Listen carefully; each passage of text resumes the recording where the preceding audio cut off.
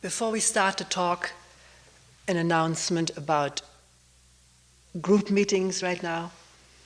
If there is a group which is not filled up, and you would like to go to an extra group meeting, then you can sign up after dinner, like at 5:30. And that extra meeting does not count for your two groups.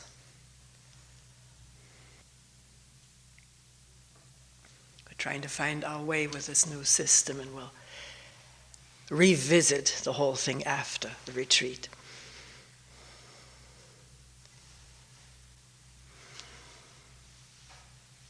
Day 1 of the February 2000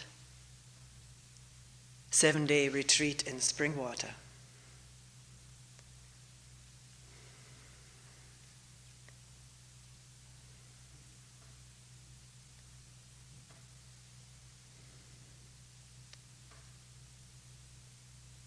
What beautiful bright light. Sun blinking through the snowflakes.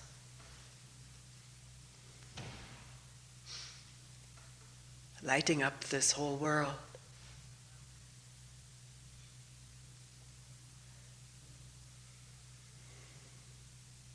This morning, walking on the driveway, this fresh cover of snow, covering everything up that was there last night. The salt, the sand, the footprints.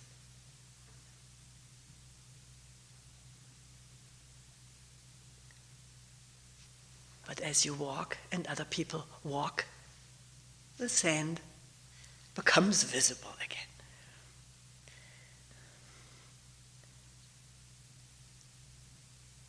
It helps with the grip.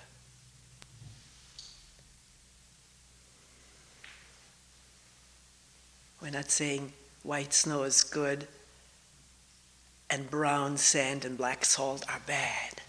They're what they are.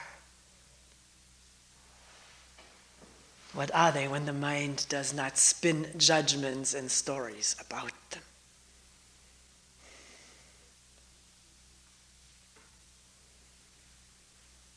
Usually on the first day of retreat, we talk about a new listening, a new wondering, a new attending,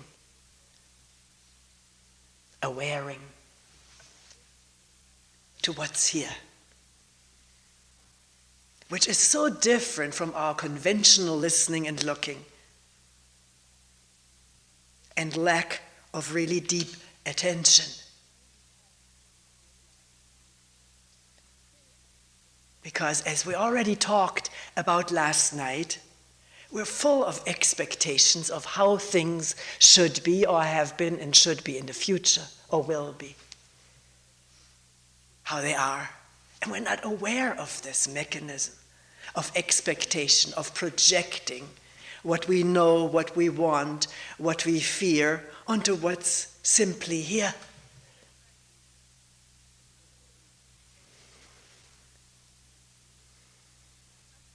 We live in this world of projection and knowing and anticipating and filtering out what does not fit into this world of my past experiences, which are well recorded in this brain. Not just neutrally, but with all the affects, the emotions, the likes and dislikes. So that a memory or something reminding us of something experienced in the past does not just evoke that memory, but all the feelings that went with that experience. It's all recorded and all evocable now. And either there is some awareness of it, that this is going on, or there is none. When there is none, we continue in the same habit, path, reactions. When there's some awareness of it, we either push it aside because we want to go with the habit of knowing what this is, what he is, what she is like, or we pause for a moment, wondering. Awareness of projection of an image of what you did in the past to me, to others. And I know how you are, I know it. And this is how you are, I know you will be like this again. We're very insistent on our knowing, which blocks out the openness and flexibility of finding out afresh. Maybe you're still this way, maybe not. And maybe my not projecting stuff onto you gives you an amazing chance to step out of the rut of imagery.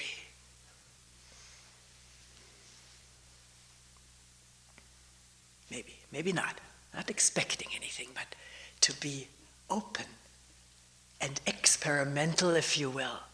But that takes awareness of the crust, the imagery that is deposited in this brain, projecting onto everything. I know what a tree is, why look at it? Or just a cursory glance. I know what a bird is. I used to just know birds, and in Germany most of them were sparrows, where I grew up.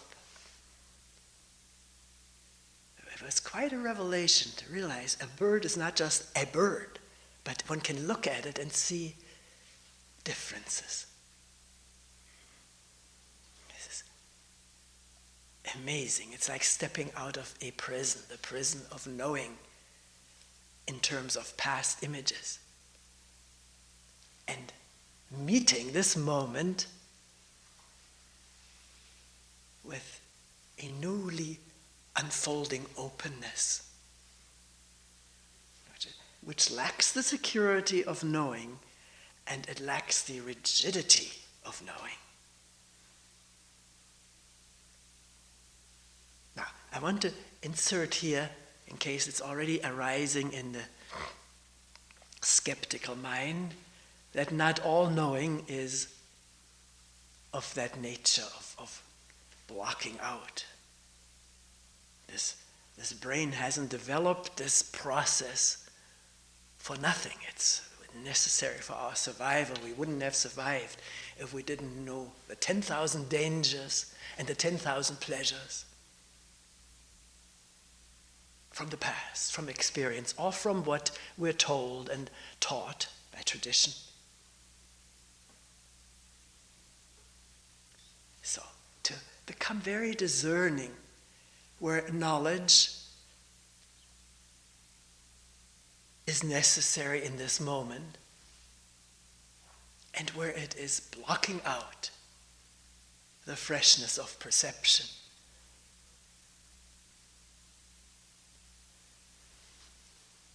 The freshness of listening, of looking, of touching, of attending, which is a different energy. This freshness of attending is a different energy from paying attention according to what I have been taught and made to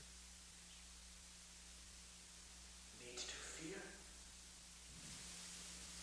and to allow that to come into a new awareness.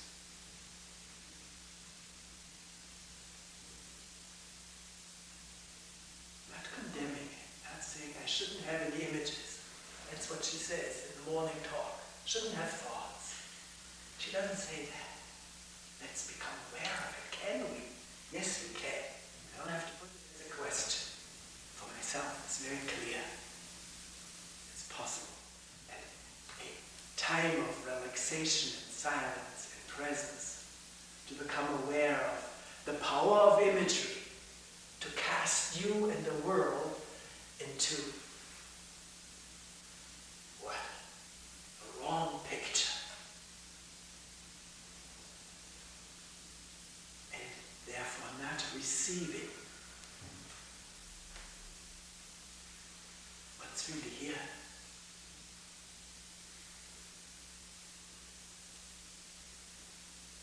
So last night we talked a bit about expectation. Everybody coming here with some expectation. Everyone with a little bit of different expectation. Based on one's past experiences.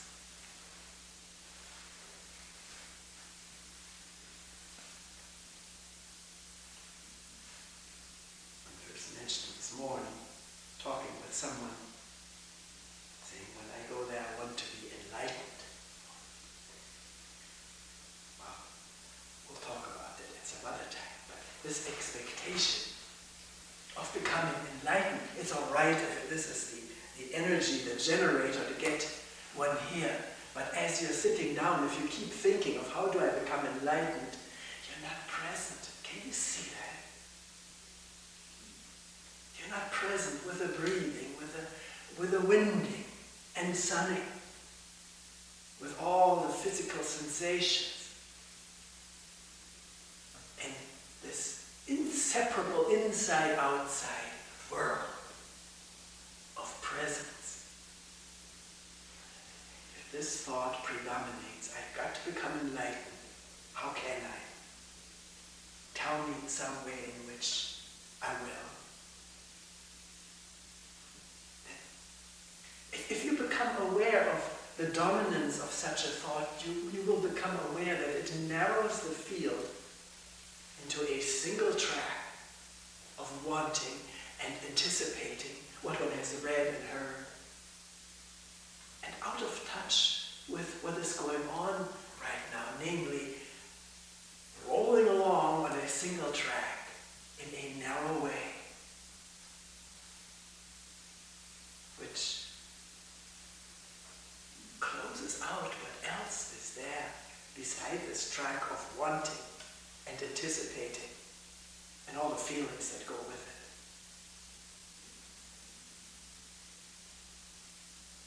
So here, I don't promise anything. There's nothing that needs to be promised. Everything is here. This moment of listening in a new way. At first bringing into awareness all emotions and sounds of wanting and fearing and knowing and projecting and judging. Judging others and judging oneself. It's a prime opportunity here, such a retreat, to really let this come into awareness, how there is maybe not one single perception that is not accompanied by judgment. This is good, this is bad. This I like, that I don't. And we're not saying this is wrong. It's what's happening for human beings, like you and me. Can it be touched, seen, heard, internally, and wondered about?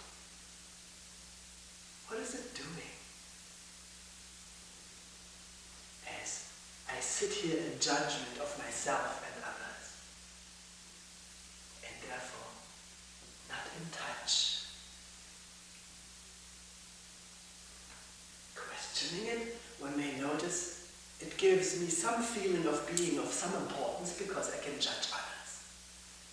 Not that this is all spelled out the way I spell it out right now, but it feeds the sense of a separate self that usually feels inferior but makes itself feel better by judging others. Or even by judging oneself, putting oneself down, is still some vantage point which is occupied with this ephemeral me.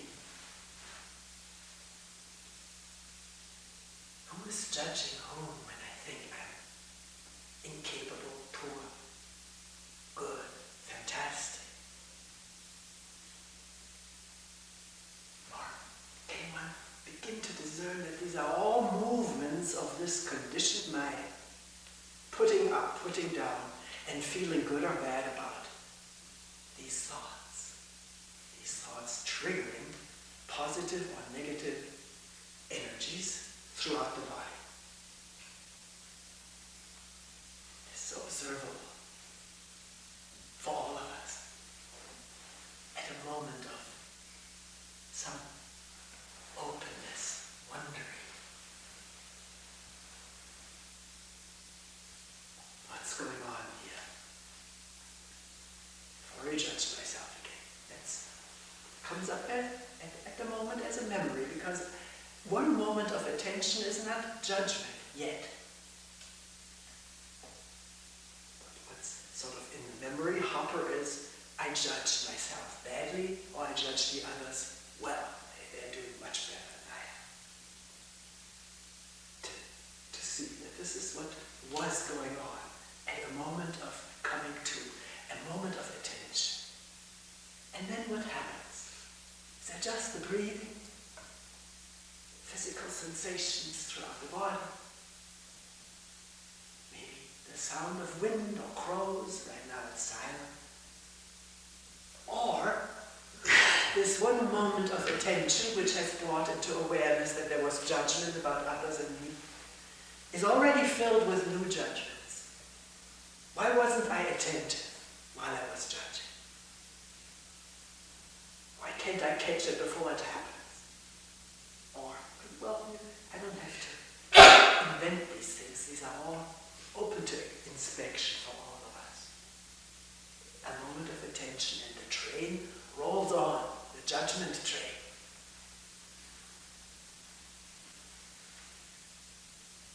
And I'm not saying this is bad. I'm not saying accept it, it's okay, it's human. No comment is necessary. Seeing is enough to see what judgment does. And you don't have to call it good or bad. You see that it blocks a fresh new perception that speaks for itself.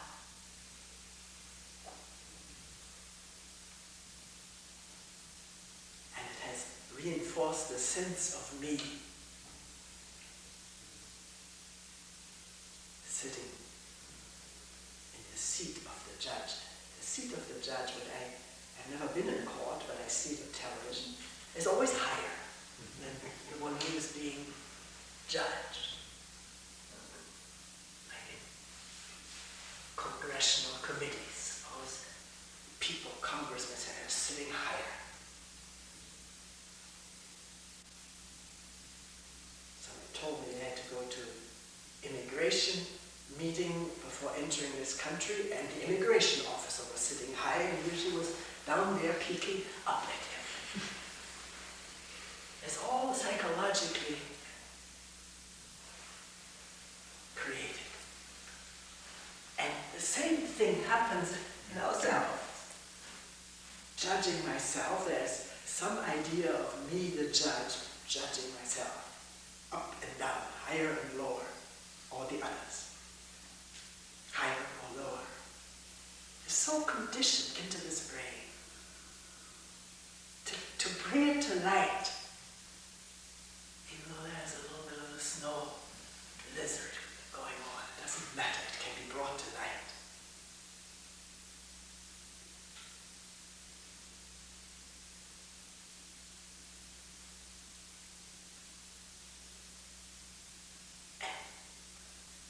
Question coming up quite naturally.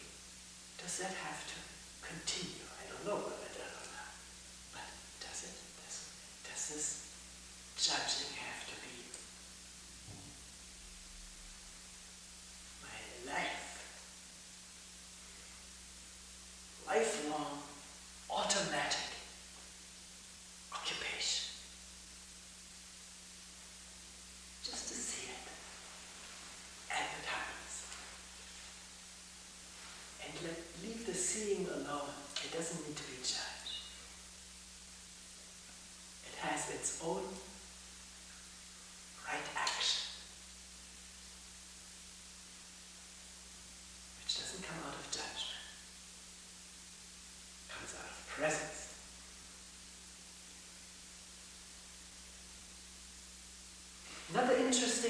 without judgment, I can turn it around sort of, is that as I'm talking here, I'm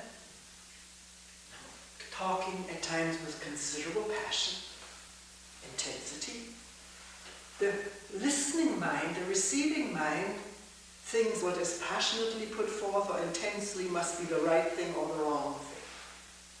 The brain already imposes that category from its own conditioning. That's how it happens that people tell me, you said that we shouldn't be thinking or we shouldn't be judging, we shouldn't expect. How can I live without it? But you say we shouldn't. It's brain work. It is sort of, in an amazing way, which is probably millennia old, conditioned to hear in terms of right and wrong, in terms of black and white, yes and no, categorizing, trying to make order in a very disorderly way.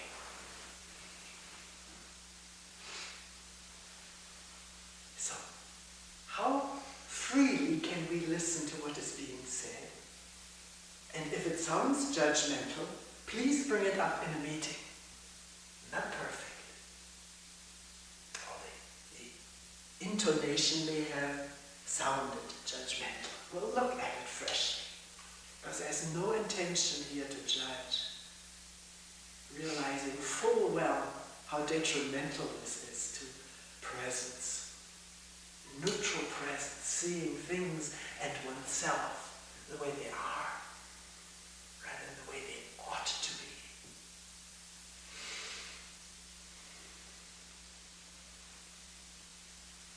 So these are two palpable obstructions in our new listening, to our new listening. Expecting, judging,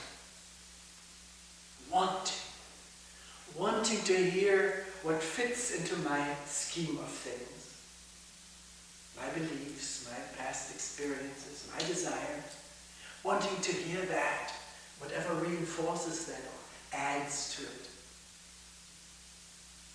and not wanting to hear whatever detracts from it or questions it, whatever rattles the foundation.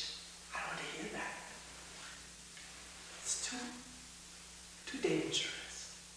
And the brain is already conditioned to go easy, shut out what may rattle its conditioned foundations. So, the only antidote, if I can call it this way, is attention. To become aware of this defensiveness. Or one person this morning said, I find that I'm in denial. Certain things I just don't see. There must be something going on because I'm tired when I had lots of sleep. Well, there's already some questioning of it. And really an interest. What is it that is lying underneath this tiredness or incapacity to see something? Rather turn away than look.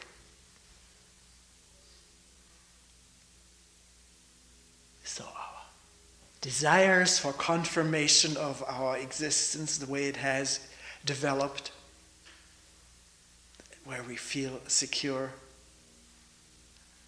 and the fear of this being rattled, being questioned, affects our listening and looking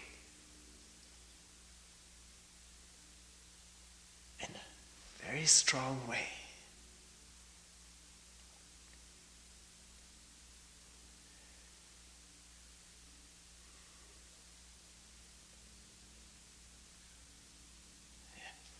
All kind of sub-mechanisms connected with this. If my foundation is rattled, what I'm believing in is being questioned,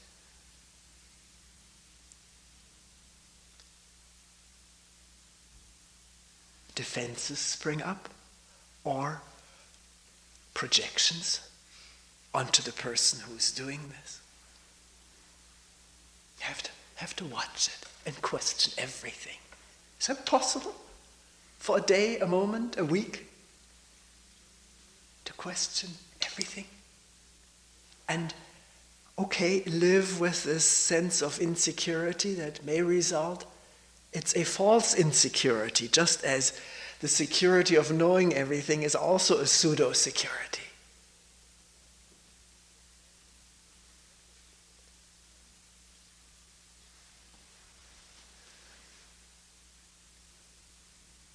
So to not believe in some momentary feeling of anxiety, but let it be, feel it, but not let it hold one up in questioning and wondering and listening freshly.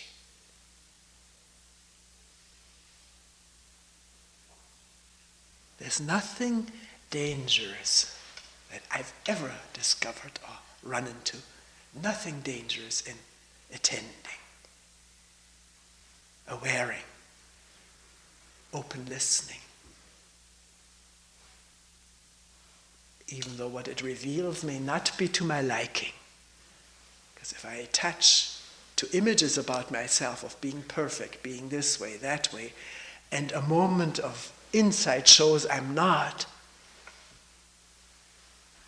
that may be the thing that causes fear. That I'm not the way the image says I should be. But the fear is not in the seeing, it's in this crumbling of some of my props that I've relied on all my life and keep reinforcing and patching up.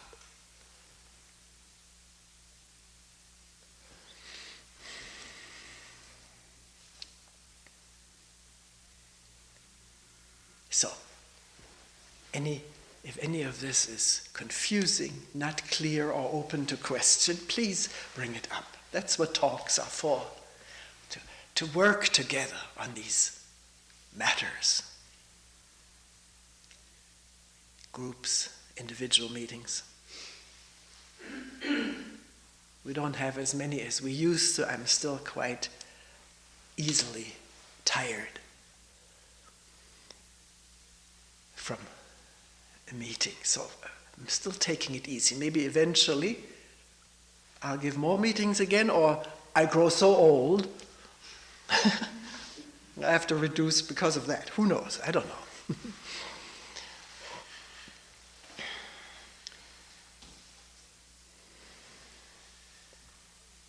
But we have the talk, which is really a very intense meeting and dialogue if we work together. During the talk, and you bring things to a meeting, and what you bring to a meeting, group or individual, keeps working in this organism and feeds into the next talk. So that the talks are not unrelated to what is happening and being exposed in the human mind as represented by you and me. It all hangs together. Because we all do hang together, we're not separate.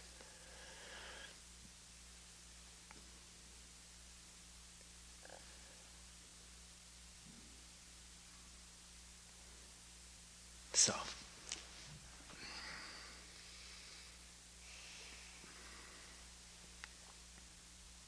where are we? Here? Where else could we be? The sun filtering in. Very, very great silence of a Sunday morning in the country on a snowy day.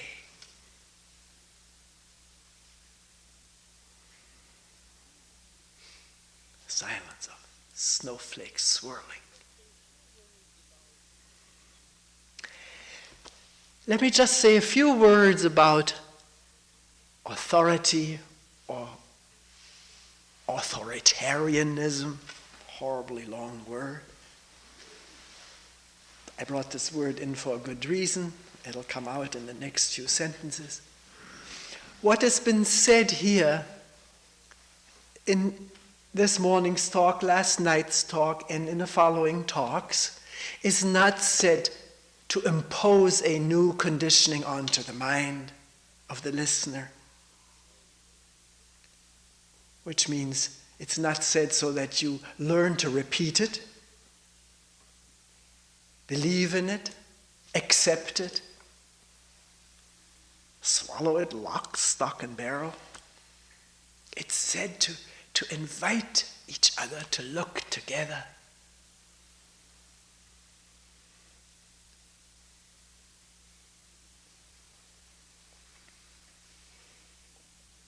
This thing comes to mind again. It popped up in California. Reagan and Gorbachev forever shaking each other's hands and saying in English and in Russian, "Trust but verify." That was about the atomic stuff. They even learned to say it in each other's language.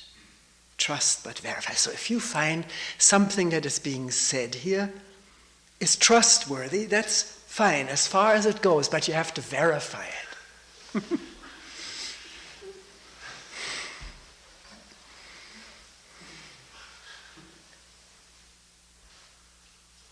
So I'm making a differentiation between trusting and believing, sort of like a blind faith.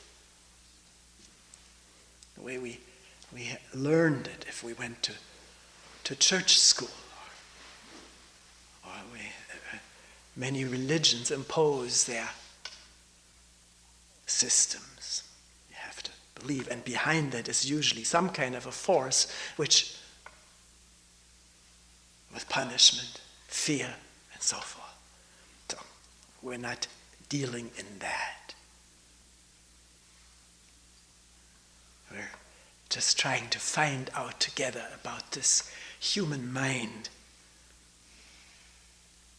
which when it operates healthily, openly, freshly,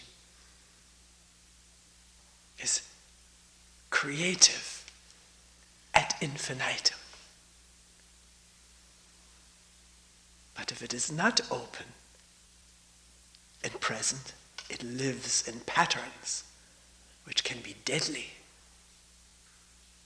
at best stifling, narrowing. So, find out. I'm not pronouncing truths. I'm just putting forth what I see to be so. I may be wrong.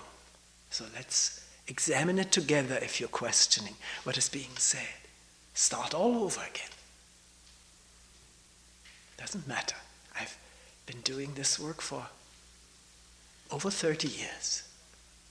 Doesn't matter how long. It doesn't matter. That's irrelevant, what was. What's relevant is what is now. And I'm not trying to become or be an authority in the sense of imposing or threatening, expecting. The reason I brought this word authoritarian in was that somebody once told me a few years ago, I don't like the way you knock this word authority because I come here because you speak with authority. And what she meant was not you speak to brainwash me or make me accept, but you sound convinced, strong. And I like that. I don't like to go to somebody who's wishy-washy or seems to be leaning on what other people have said or written. So, in that sense, if that's how you come here and like to hear things, that's up to you. What I mean by authority is no imposition, no control. Even though this brain is tricky, it does it anyway. It's make an authority out of somebody. Because that's what we want. We want to be safe and secure and have somebody else tell us what to do. That gives us this pseudo-security. But I refuse to do that. I can't. That's binding and blinding and narrowing.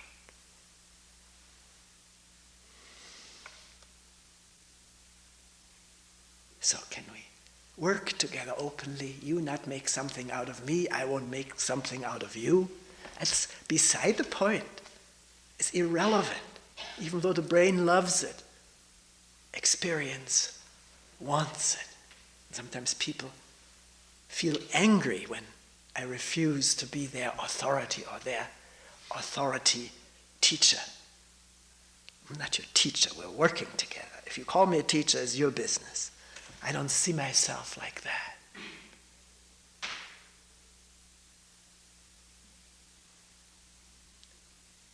So, what is our relationship? Because it's not conventional. It's not what we're used to or what we want. Or maybe we do, in some hidden place, want to clarify together.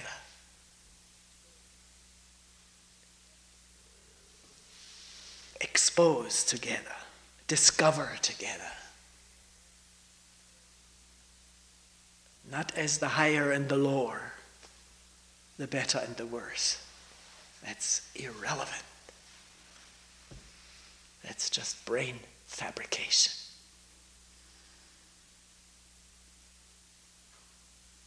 So where are we? This sunny morning.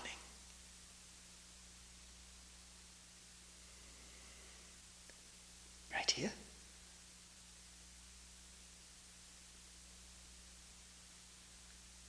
The breathing, an occasional sound, inside, outside, who cares? It's really, nothing is divided. This moment of listening freshly.